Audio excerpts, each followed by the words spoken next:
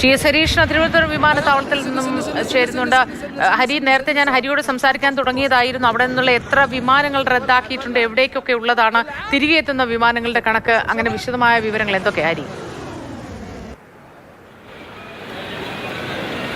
ആ കണക്ക് നമുക്ക് ലഭ്യമായിട്ടുണ്ട്. അതായത് ഇന്നലെ ഈ ക്രൈസിസ് തുടങ്ങിയതിന് ശേഷം 34 വിമാനങ്ങളാണ് റദ്ദാക്കിയിരിക്കുന്നത്, സർവീസുകളാണ് റദ്ദാക്കിയിരിക്കുന്നത്.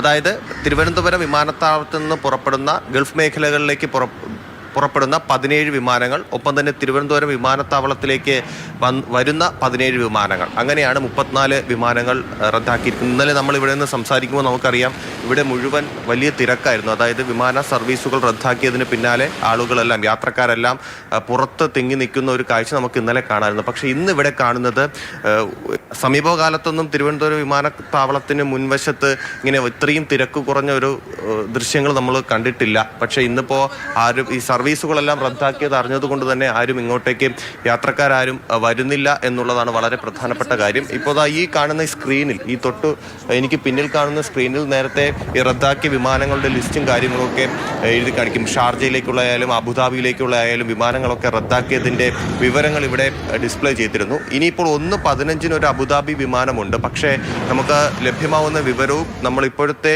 ആ സ്ഥിതിയും പരിശോധിക്കുകയാണെങ്കിൽ ആ വിമാനവും ക്യാൻസൽ ചെയ്യാനുള്ള സാധ്യതയാണ് കാണുന്നത്. ഇത് കൂടാതെ വിമാനത്താവളത്തിന് ഈ ടെർമിനലിന് മുൻവശത്ത് കാണുന്ന ഇതെല്ലാം ഹെൽപ്പ് ഡെസ്കുകളാണ്. എയർ അറേബ്യ, ഒപ്പം തന്നെ Kuwait Arabia, Qatar Airways, Gulf air, ഇങ്ങനെയൊക്കെ ഓരോ ഹെൽപ്പ് ഡെസ്കുകൾ ഇവിടെ സജ്ജീകരിച്ചിട്ടുണ്ട്. ഈ ഹെൽപ്പ് ഡെസ്കുകളിൽ കുറച്ച് നേരം കൂടെ കഴിയുമ്പോൾ ആളുകൾ ഉണ്ടാവും. ഈ ആരെങ്കിലും ഇവിടെ വരികയാണെങ്കിൽ, ഇപ്പോൾ ഞാൻ നേരത്തെ പറഞ്ഞില്ലേ 1:15 ഒരു വിമാനം ഇപ്പോൾ ഓൺ ടൈം എന്ന് എഴുതിയിട്ടുണ്ട്.